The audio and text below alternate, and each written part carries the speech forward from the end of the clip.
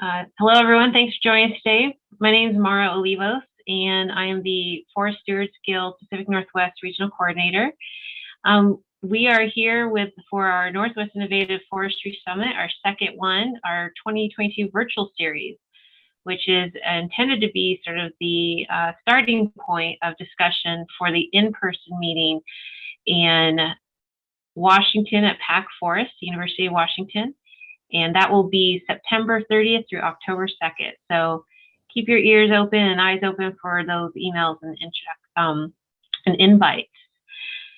So I'm going to go ahead and share my screen. Let's see. We'll go through today's effort. So as you see, today is the first of 4 series. We will change in discussing future challenges and opportunities. And we will have, we have 4 co-moderators today. That will be Klaus, Professor of Silviculture Alternatives in the Department of Ecosystems and Society at Oregon State University. We'll also have Steve Andringa from Forest Manager with Lummi Nation Active and Intertribal Timber Council. And we also have Meredith Johnson, PhD student at the University of Oregon in Environmental Studies and Sociology. And we have Stacy Dixon, Forester for Snohomish and Whidbey Island Conservation District. And then you'll see the next series. So hopefully everyone registered for the other one. Just to give you a little bit of background on the Northwest Innovative Forestry Summit. This is actually, I kind of came in on this only about a year ago, but our partners, as you see before us, Forest Stewards Guild, Intertribal Timber Council, Northwest National Resource Group, Oregon State University, and College of the Environment, University of Washington, came up together to build on long and deep and often underappreciated history of experimentation and innovation in the Pacific Northwest. And this particular summit is our first step to chart a course for improving sustainable forest management through partnerships and problem solving. We hope to provide a venue for regional learning, exchange, and ongoing cooperation to implement ecologically sound forest management strategies. And this will mark the beginning, or ongoing really now, intentional effort to connect, innovate, and uplift each other in our ideas in the realm of forest and forestry in the Pacific Northwest. So before we move forward, I just wanted to kind of give you some ground rules, or some because we will be doing breakout groups, and we hope to have a really lively discussion with all of you.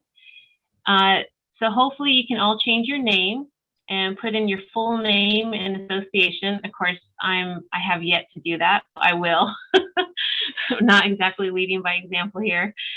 And then during our presentations, we're hoping you can keep yourselves muted and use the Zoom chat to ask questions and comments. Please be respectful of each other. During the breakout room discussions, we hope that you listen actively and try to understand other views. Respect diversity and opinions that differ from your own. Criticize ideas, not individuals. Commit to learning, not debating, and allow everyone a chance to speak. Also, we have a network or a platform that we can continue the conversation. It's called Northwest Innovative Forestry Mighty Network. And this is an ad-free platform where people and professionals can ask questions, can share articles. We do have a huge membership for Stewards Guild members here as well. So later on, we will be inviting you to join this platform. Again, it is ad-free. And the only emails that you'll get are from me, really, to just let you know something fun that's happening or some sort of fun article, which is maybe once a week, more like twice a month. So, and then today's path for what we're doing, we'll, after this introduction, have an opening prayer, a presentation of the survey results that was sent out earlier. We'll go out to breakout sessions, and then we'll have a nice break, needed break, and then a presentation of our group discussion, and hopefully an open discussion. We'll have closing remarks and good night. So one thing before I send this on to the next person here, I want to recognize the Intertribal Timber Council as a partner and supporter of this endeavor and that we call Northwest Innovative Forestry Summit. Tribes are an important leader and partner in our forestry efforts. The one person who understands this interaction very well is Don Motanic. Many of you already know him, his contribution to forestry and continued support in our journey to understand and be a part of more, even in his retirement. So thank you, John, for joining us today and starting us out with an opening prayer. And I am going to just continue my share.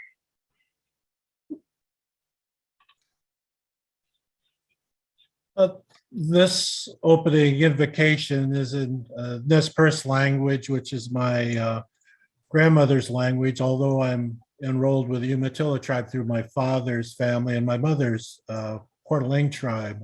Tatskalap, good afternoon. Katsiayao, thank you for giving us this day. One of the 4 series to share ideas and knowledge. The purpose of our tribal invocation and thoughts is to provide a transition point for our minds and hearts to step into a new day and grow together in a new community. This invocation and transition is to provide hope, to mend our fractured forests, range, grasslands, and people with connections, the Western science and traditional knowledge from thousands of years of symbiotic relationships and languages. Today, a new journey starts with caretakers listening and seeking to ask successful questions for the many answers that are needed to mend our dynamic communities. We have a wonderful opportunity to start on our journey as caretakers, and in the end of our sessions, we can continue, we can return to our communities and share our new gifts of knowledge and create a better society. Katsiayo. Thank you for giving us this day together.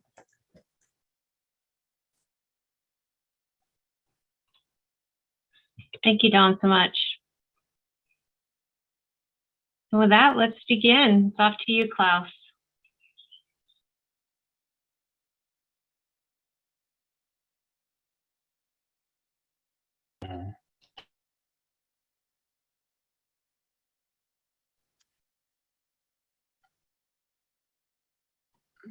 All right, can you hear me okay?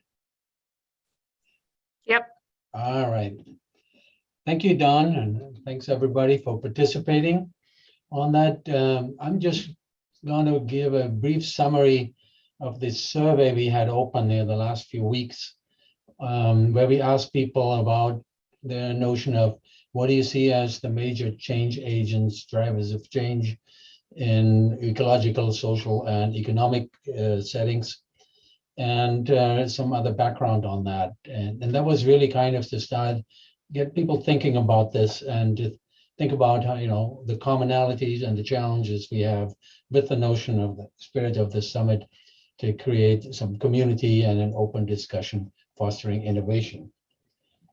So you can see here, oops, why is my neck? You can just see already here, this is a wordle. The larger the writing, the more frequently these words were used, and to me it was really amazing. I thought this was a fairly straightforward way to summarize it, but the breadth of topics, the range of ideas, it's almost a shame to summarize it and bring it down to these few categories, which I had to do. So keep in mind that there's a lot of outliers that really, I think, have innovative ideas. So first, just briefly, when I looked at who actually responded, we asked for some background.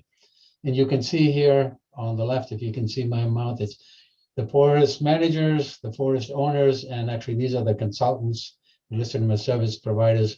They were the bulk of respondents. And as I kind of thought about that, the government employees and of course academics and students, it seems like the people that are out there on the front line, if you can call it that they're out there having to make decisions in the forest, we're more eager to participate in the survey and to respond on that.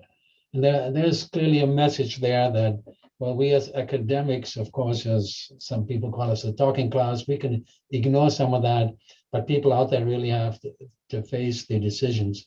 And I think it shows in the fact that they were eager to participate and respond. When we looked at the different change drivers here, I start with ecology. On that, there's really no surprise. Actually, climate change came up as the big one.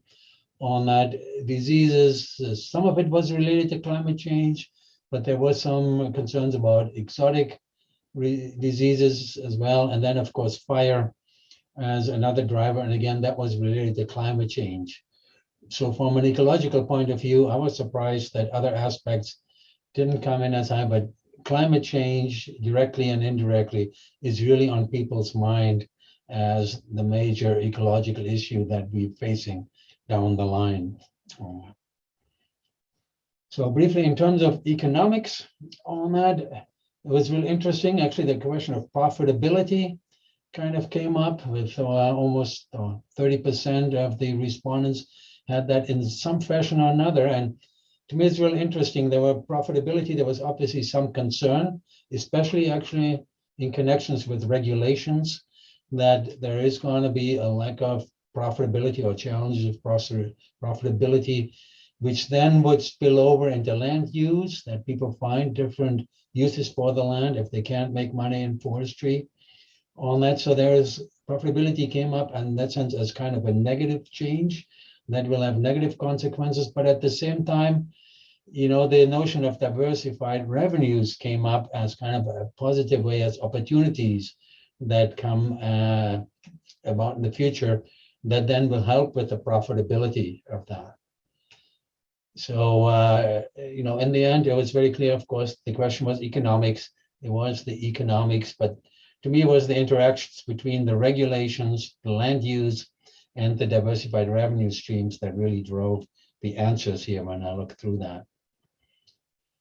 When I looked at social responses, there are social drivers of future change. It is really actually the one that stood out. Almost half of the respondents had some kind of public education, public involvement in that. And interestingly enough, it came out in two angles. There's some people that were thinking the main driver is the public involvement in the future will help us in forestry by putting pressure on changing practices. And other people, of course, saw that the public involvement gets in the way of doing good forestry on that. And that's not only good forestry, meaning industry forestry, but also some restoration practices. So there's clearly some issue there that, you know, the public input in our management will become bigger, and there is obviously a need to think about how we deal with that and whether we can influence that. And so when I looked at these three major topics here that came up, you know, the ownership structure that is changing, the diversity of ecosystem services and revenues, actually associated revenue streams that people saw as the change in public involvement, I overlaid that with our three remaining Thursday afternoon forestry summit topics. And so you can see here the story of forestry and how it's told. Tess is going to be involved in that, is going to be next week. The diversity of revenue streams is in week 3 here on the 21st, and then different ownership opportunity structures change over. I'm simplifying a little bit, is on April 28th. So when I saw this, this kind of, I guess, made me feel good that our program development team, we seem to hit the three major topics that we want to discuss. So clearly, I think we're on to something. The topics are timely. The topics are on people's mind on that. Just a few more things. Actually, all this is available there. You should have the link. I made that available, but it will also be available after the session. When we looked at the predictability, how likely is it that these changes happen? You know, the one high was basically you can see it coming. The one thing I just want to highlight here, in terms of ecological change, it was highly predicted, and basically the message was, actually one person put it fairly bluntly, this is not a future issue, it's already here on that. So in that sense, they see it right now. That kind of feeds the story that the people that have to deal with it are struggling with it right now. And you have to see some of the other changes, the economic change and social change, obviously more predictable, but at this stage, it seems to be very clear here in the message that the the future issue of climate change is not a future issue. It's an issue of the present. Just one last thing, when we looked at who was impacted. Again, I want to highlight, no surprise that with the ecological change, but I was really surprised that when we looked at the economic changes that people brought up, that a lot of that was associated with human well-being, human health on that. I had not expected that. I figured with the social change there. So it's really not necessarily an issue of making money. It's an issue of livability that we're dealing with in forestry. So that really, to me, kind of came in with various of the responses. Some of the stuff we're talking about, it's not a forest issue, not a forest management issue. It's an issue of livability, how we deal with natural resources, how we deal with the environment, and in what type of world we want to live in. So it goes way beyond forestry on that. So those are just a few nuggets I pulled out of the survey responses. Again, all of this is available. And so based on that, this is kind of just a summary to kind of stimulate your ideas on that. There's lots of other aspects that came up that kind of got washed out when I simplified things into a few simple graphs here. But we want to now go and based on that, expand the discussion. And in the breakout rooms here, you will find a Google Doc page like that with your breakout room number associated with that. So you'll be assigned to a breakout room. You might want to start introducing yourself briefly so you know who's in the room with you on that. Sorry, you can't see it up here, but I think on the very top it says that the group kind of has to self-organize, so to speak. You want to pick somebody, designate somebody to type and fill out the table here. The best typist, maybe to speak, or hopefully every group can agree on that, or multiple people can type. But the idea is really to capture the main ideas, and then you start picking one of the changes that either you had on your mind, maybe that came up in the survey, or maybe that you put in the survey yourself on that. List that. In this case, the example you put in the concerns about invasive plants. And then we want to really have people start thinking about how can we deal with that and think about constructive ideas. As one person who answered the survey pointed out, it's kind of depressing to think in these terms. The future isn't so bright. So in this case, we want to kind of stay positive on that. As I tell my students, don't tell me you don't like my haircut. Tell me there is a new barber in town. You might want to check him out. So let's think about ideas, how we can deal with that. And especially ideas to me at the individual level, what you can do, what we can do as a forestry community, and then also what we can do as a society. Those can't be separated. And some of the survey responses made that very clear, that it's not an issue for one level at a time. And so as you get through, we want to keep it fairly open, but you can think about, which kind of changes do we have some tools in place that we can implement. For other changes, we may not have the information that we need. So we may want to, act somewhere, think about that. Some of the factors may be limited to forestry, and that's great. So we may have more control over it.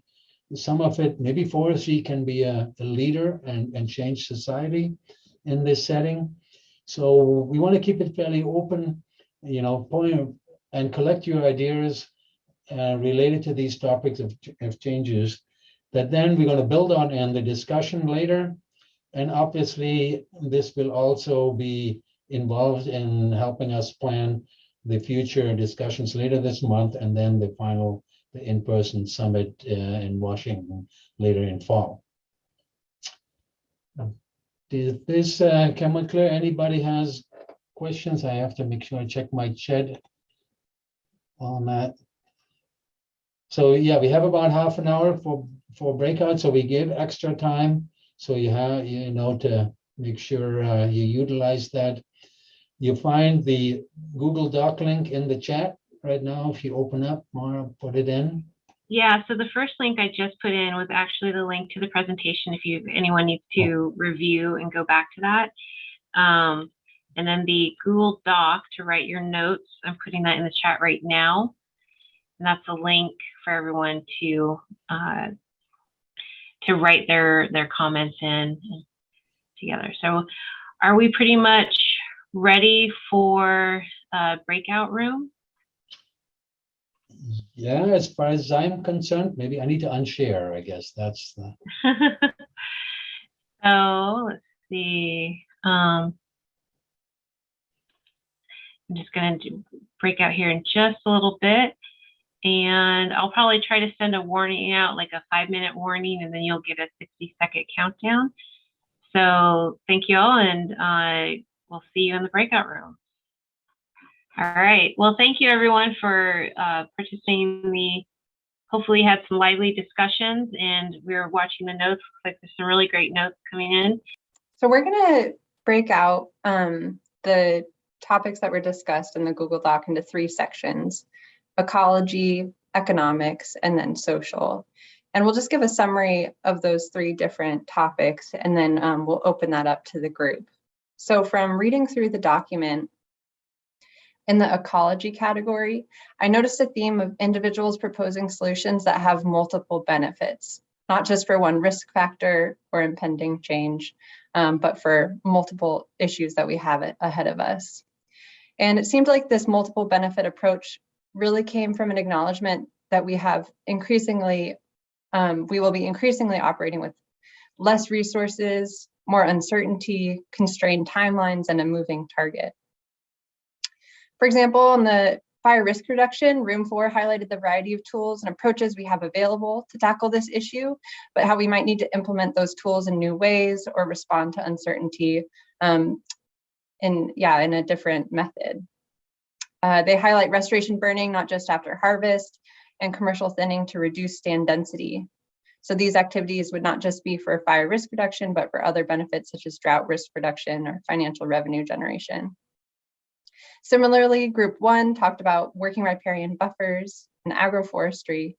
And then in all of the, almost all of the groups, folks highlighted the power of education and our response to uncertainty, and how this education is really going to be critical to responding to our biggest issue that most people highlighted as climate change. So I'll pass it off to Steve. Yeah, thank you. So I was looking down the laundry list of that related to the economics and listening to Klaus's intro and kind of meshing that together with what I was reading. You know, in the particular group that I was in, we were focusing a little bit on non-industrial private landowners and you know, the challenges that smaller folks maintain and face. And I also am taking a look at the economics and profitability, specifically with the coastal redwood management and, you know, kind of this moving from more even-aged thinnings to, or more even-age management to more of commercial thinnings and a push towards more longer rotations and maintaining, you know, a level of old growth. One of the things that was interesting to me that Klaus pointed out was that, you know, economics, what he was saying was one of the interesting responses was related to the human well-being, human health. And that seems like, as a forester, that seems like more of a social kind of an issue. But it tends, whether it's economics, whether it's thinnings or lack of labor or marketability of products or loss of infrastructure, is really tied a lot more to social issues, and we sort of put it into these specific buckets for this presentation anyway, and it really is about peoples and communities. And having worked a 35-year career in Indian forestry, it really is about people and communities and maintaining those families and the support that forests maintain, whether it's clean water or wildlife or recreation, or a level of economy. And that's one thing that I've learned in my career, and one thing that's kind of coming out in this workshop is that forests are obviously diverse. We all know that, and provide a lot of things to a lot of different people. But it really kind of comes down to supporting those social networks and the social needs of individuals and of communities. Thank you.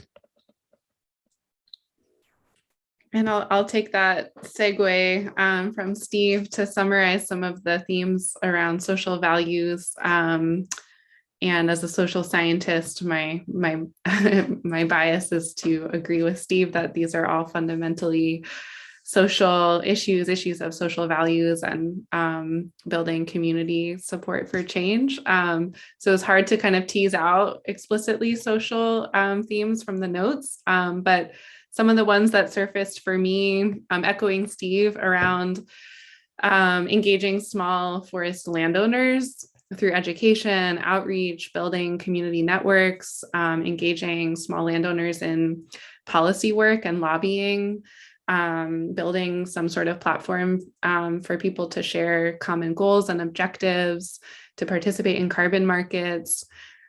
Folks are also raised issues around labor, which is both social and economic, but in terms of how we make forestry jobs good jobs, raising wages or whatever that means. There was also some discussion of kind of bridging rural and urban divides or communities, fostering intergenerational connection to forests, including the need to build partnerships between tribal leaders and elders and younger tribal members, forest education, ecotourism, working with neighbors and communities to build a social license for treatments and restoration. And then generally, I saw a lot of discussion around valuing all services of the forest, not just economic services. And I think it would be great in discussion to kind of tease that out a little bit more in terms of what those other values are besides timber that folks are thinking as social values or ecological values. But yeah, that's my summary of the social side of the discussion. Yeah. So at this point, we invite commentary on our summaries. What did we miss? And what further context can you all provide us from your discussion?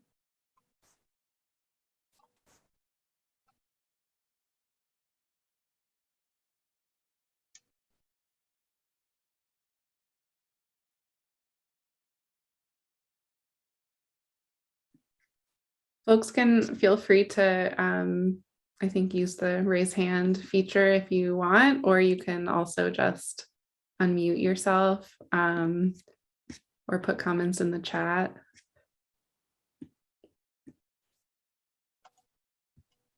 Well, since no one else is talking, this is Sarah Doimling. One thing you mentioned was about engaging private landowners, family forest landowners in the political process or in the discussions around what are the other values, and as a kind of both participation and education feature maybe. And you know, ASWA ostensibly does this. And it's the organization for family forest landowners, and they toe the industry line to the point that they're the fall guy for the guys in the back rooms. You know, they go to the legislature. You look surprised. They go to the legislature and do the testifying. And I think if we wanted to have an impact in this area, we need a new organization of people who maybe didn't feel like towing the industry line of profit first, in order to make our voices heard for a new paradigm for forestry in Oregon.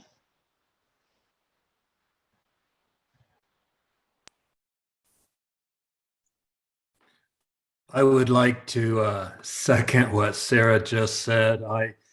What she said is absolutely true. I joined OSWA a few years ago, and I became so disillusioned with how they just follow the forest industry log it all line, that I'm not going to be a member anymore. I'll tell you a little story that illustrates what I'm talking about. When I joined their discussion of the legislature, the short session in the legislature, when they talked about the carbon sequestration bill, they said it was just Portland legislators trying to tell rural landowners what to do. And when they talked about the economic justice bill, they said it was dangerous. And that's when I decided I wasn't going to be a member of OSWA anymore. And so I am looking for an organization of small woodlands owners that can be ecological forestry oriented. I haven't found one, but I agree with Sarah, we need one. Thank you.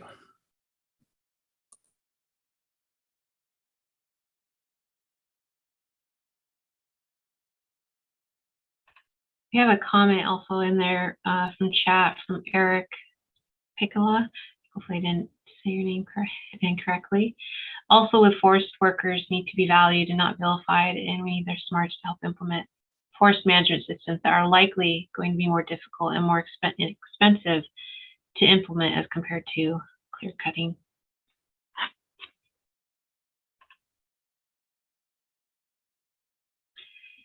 I think someone's asking what the situation in Washington is too. That was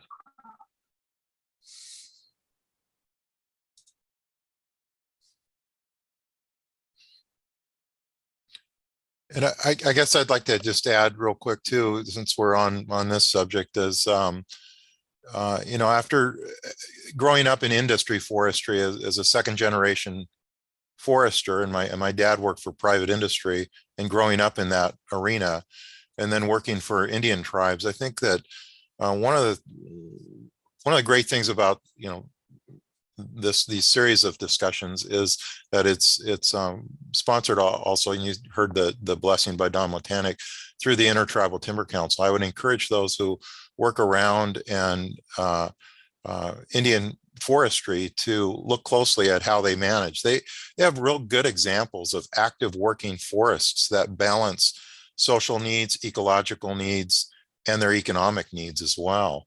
And they don't have often driven by economics as their bottom line. It really encompasses those three broad categories, and to have really good, strong working examples of forest lands that provide for those communities. And so I would encourage folks to look or pay attention, whether it's articles or workshops or opportunities to visit those places and see active working forests that do balance those three broad categories: economics, environment, and economy.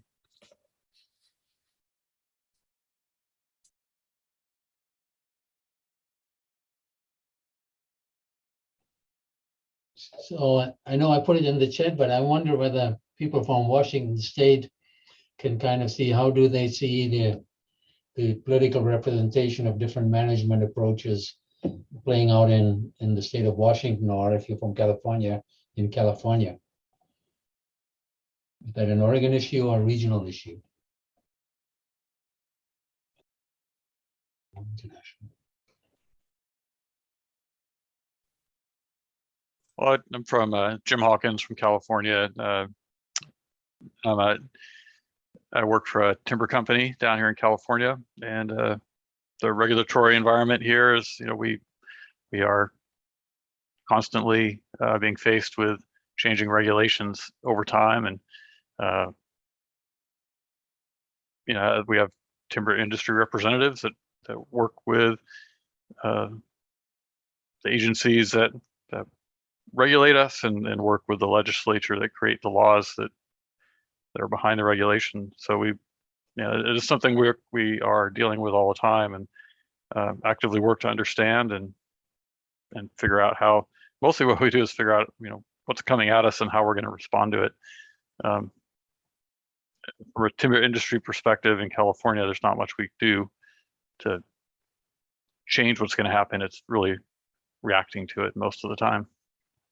We're a very small voice in a very big arena.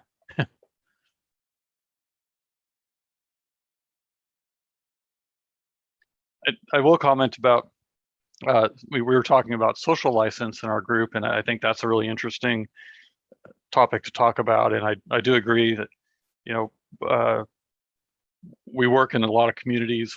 We surround a lot of communities, and we have a lot of interaction with individuals, individual neighbors, individual people within the community groups, tribal entities, and individuals from tribes. So it is making sure that what we do is understood across all those different groups is really important, and making sure we understand what their concerns are is also very important. So we spend a lot of time talking to our neighbors and trying to understand what their concerns are, and then trying to communicate what we do as managers, and really try to understand that interaction and modify our management where we can to address their concerns, and try to explain the best we can what we're doing if we can't change what we're going to do to and it has a potential to affect anybody. So we spend a lot of time talking to people and trying to build and maintain that social license to do the work that we do.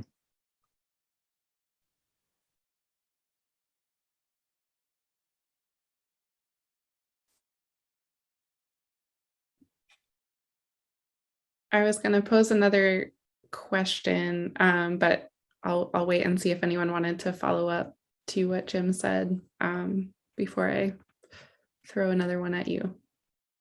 Yeah, I was just going to say, in Washington, this is hearsay, because what I've had people speak about, but I don't have explicit experience in it. But that we have the timber, fish, and wildlife, and it's supposed to be adaptive management, but it requires consensus to change things. And with the mix of people that are on the for census is proven impossible, and so it's somewhat of a deadlock process right now, which it will be interesting to see what comes out of that deadlock in the next few years. But so again, not speaking as an expert, just as what I've heard from folks on both sides of the issues. And I apologize, Brenda, you had your hand up and I just went right over the top. My most extreme apologies. Oh, maybe not. No, that's fine, Justin. Not a worry. I just wanted to follow up the comments by Sarah and Philip that I serve on the Oregon Board of Forestry, and I asked once what organizations such as Xena Forest and Hyla Forest and others who are following ecological forestry principles, how are they represented as constituents and stakeholders? And the answer was OSWA. And as Sarah pointed out, that doesn't necessarily represent these groups very well. So I think this idea of having an organization that represents ecological forestry practices and interests is just a great idea. And I encourage people to try to pursue that.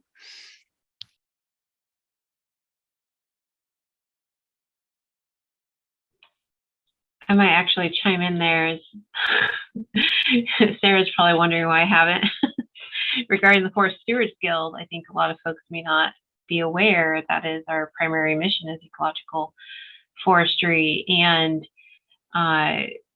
even though there's been a presence here in the Northwest from, going back 25 plus years, just after the timber wars, I think it's been wavering. And though I'm here, it's part-time, I think it's an opportunity right now to really, not that I'm trying to get more members off of this, but I think this is a great another outlook to re-explore, not going beyond the term in whatever political sort of impact it may have, but really looking at what ecological forestry, what the practices, just the willingness to be open and think beyond what we already know. And that's really how I see that aspect, is we don't know everything. There is an opportunity to learn more, and there's still opportunity for experimentation.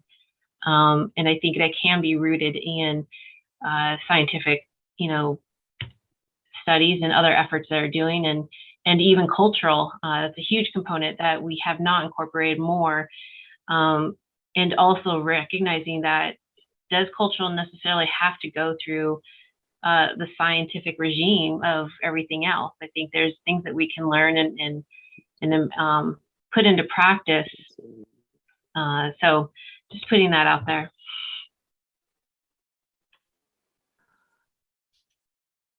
Go ahead, Seth. Thanks. Yeah, I just wanted to take up Klaus's question a bit more. And here in Washington State, the analogous organization to OSWA is the Washington Farm and Forestry Association.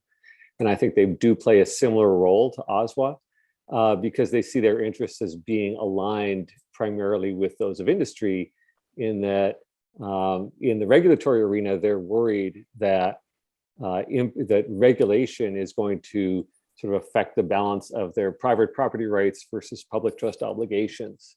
And because the forest land is such an important financial asset to many of these forest owners, they feel driven into that corner. So I think that having this idea that Sarah is talking about, of having a third or entity that represents the interest of private forest owners who do not have economics as their chief motivation, I think that would be really a fascinating idea.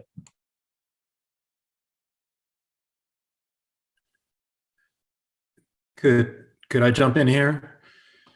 I just wanted to elaborate a little bit on what I was discussing about OSWA. At the local level, the local chapter level, I've met like-minded people that are very ecologically forestry oriented.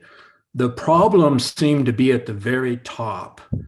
The meeting that I said I sat in on, that was, the top levels of OSWA and the lobbyist. And so I know for a fact that they, their viewpoint and the way they were lobbying was out of touch with a lot of their membership, including me. And so, so I just wanted to clarify my comments that way.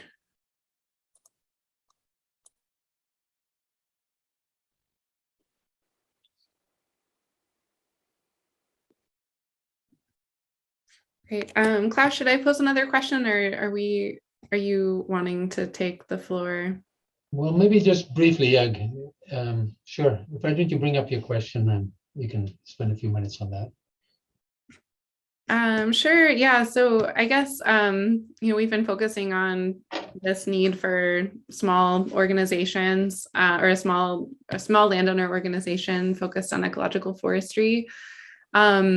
How else do you see yourself being able to address the challenges that we've discussed today, whether as individual managers or owners or as community, in all levels of community where you participate? And there's just a question about how we take what the discussion has been about today to things that we can all do, perhaps besides what we've already discussed in terms of a political organization.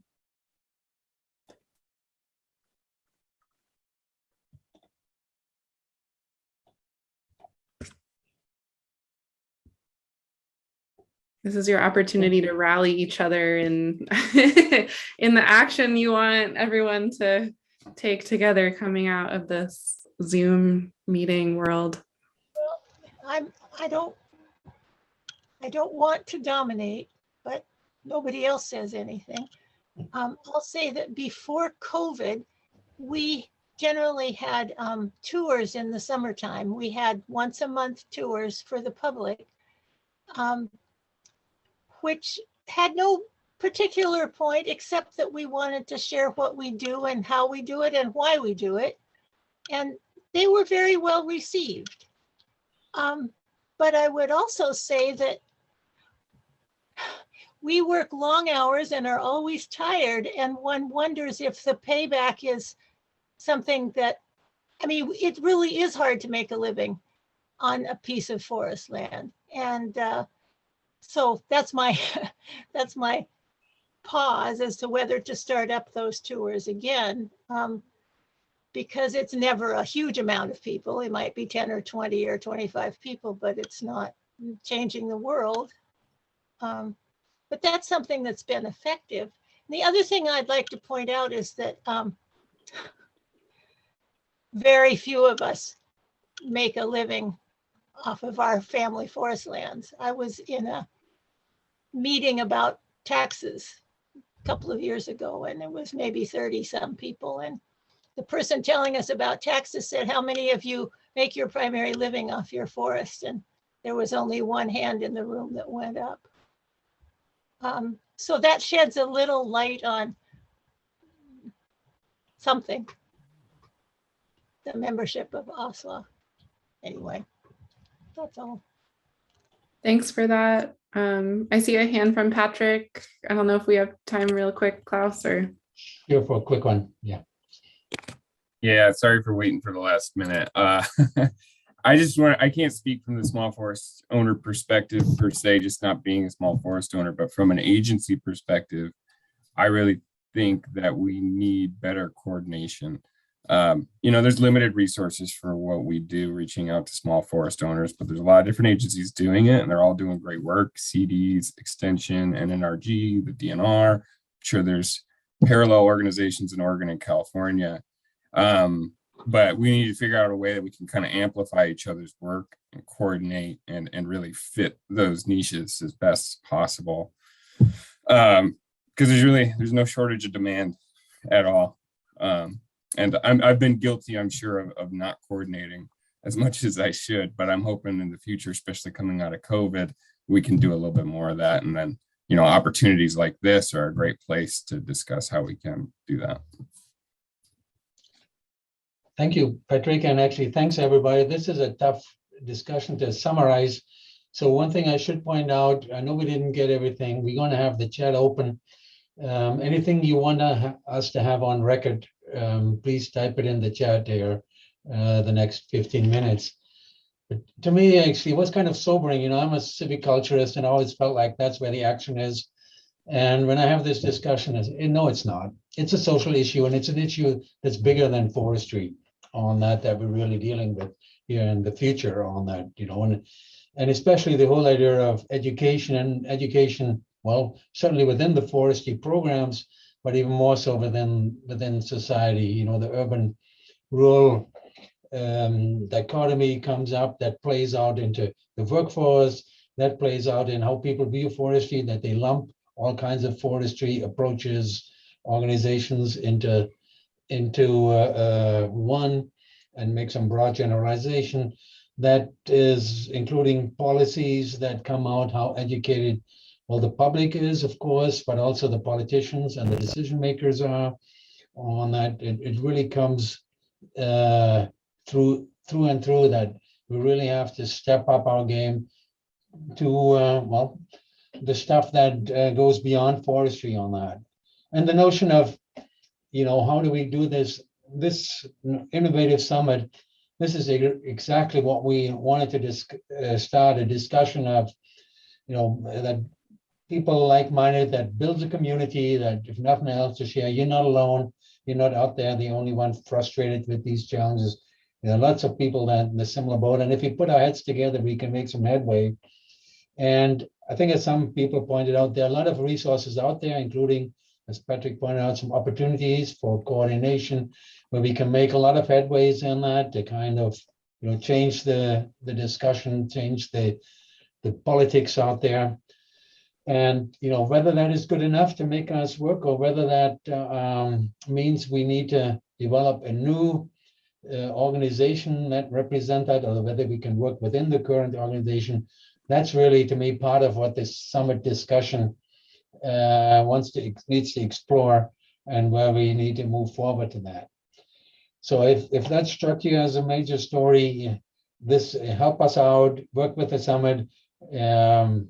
This is really, I think, a good angle that we're moving forward. And it's probably no coincidence that the next 3 summit topics here for the rest of the months are not about which species to plant and how far to move seedlings, that they deal with those bigger issues on that.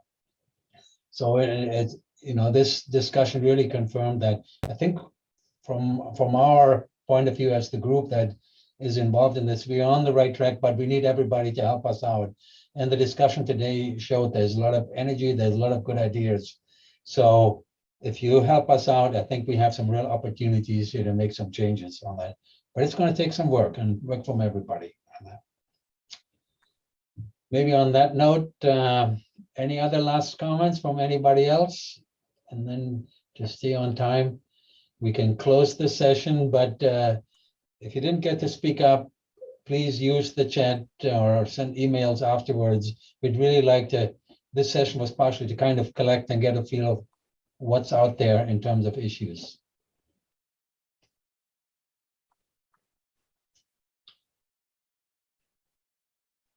And I guess as the last pitch, I guess I know Nora already jumped in. I had that on my list. The Forest Steward Guild is what I personally drifted to in the challenge of finding some organization that I feel like reflects and represents my values in terms of approaches to forest management. And you can find your own somewhere out there if you look, I hope, or otherwise we'll start a new one. No other comments, so I think we're going to stop.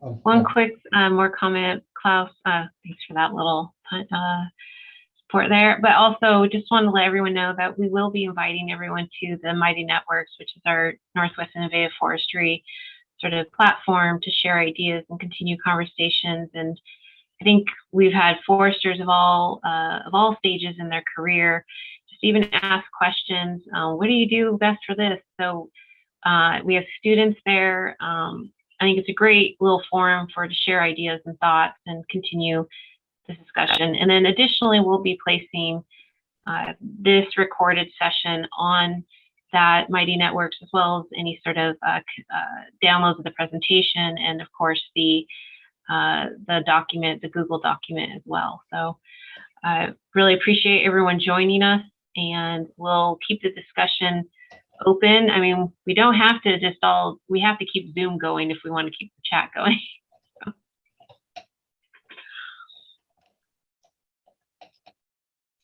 I guess as I was typing in, I should point out to give us some hope.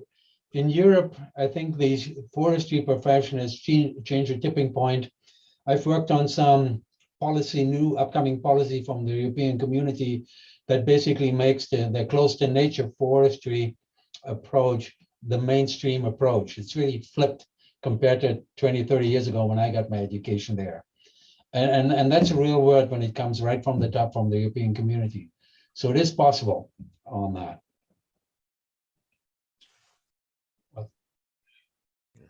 Eric, please go ahead. Yeah, I would suggest that we got a huge opportunity, actually, that if we don't grab the opportunity, then we're probably going to get something imposed on us from politicians or by governments who have a less understanding of this. So it almost seems that it's in our best interest to actually sort this out ourselves.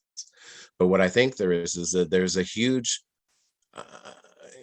opportunity. Like I said, it's an opportunity because we need to move the needle in significant ways in the ecological category, the social, and the economic kind of category too. So, but we need to make sure there's a broad range of management or caring options for these lands. And so some people may just want to have their forests look after that they've got set, rivers and riparian and salmon habitat, or some people may want to have their forests looked after so that they grow carbon, but then there may be other people who want to do forestry.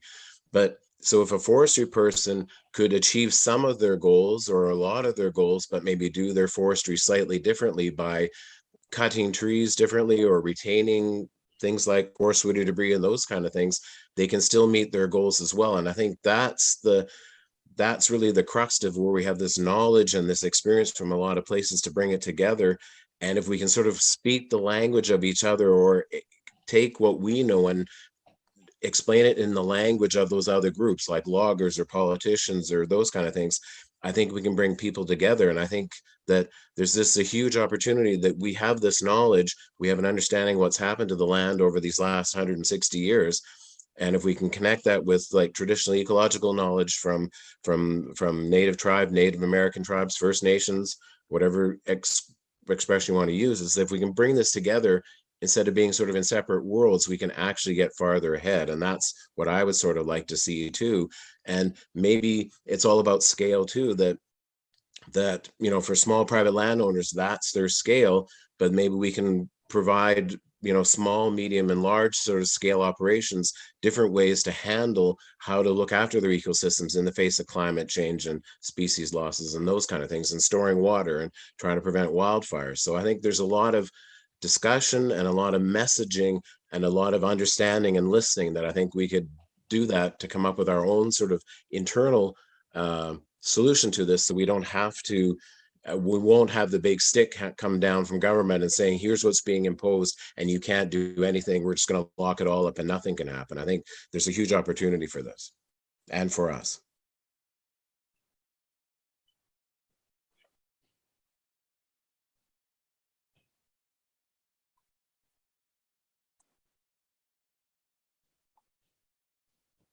Well, it's after 5 and I want to respect people's schedule and families and other commitments.